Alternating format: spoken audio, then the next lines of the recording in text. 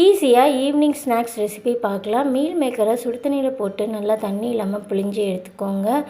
இது கூட இஞ்சியும் பூண்டையும் தட்டிட்டு சேர்த்துக்கோங்க. 4 டீஸ்பூன் போல் கடலை மாவு சேர்த்துக்கோங்க. சிக்கன் 65 மசாலா ஒரு 2 டீஸ்பூன் அளவுக்கு சேர்த்துக்கோங்க.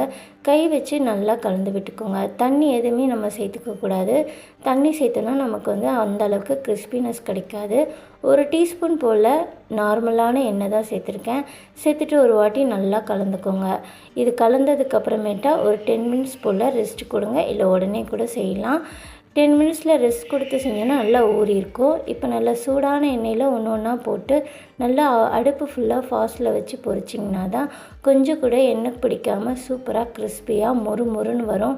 கண்டிப்பாக ஒரு வாட்டி இந்த மாதிரி ட்ரை பண்ணி பாருங்கள்.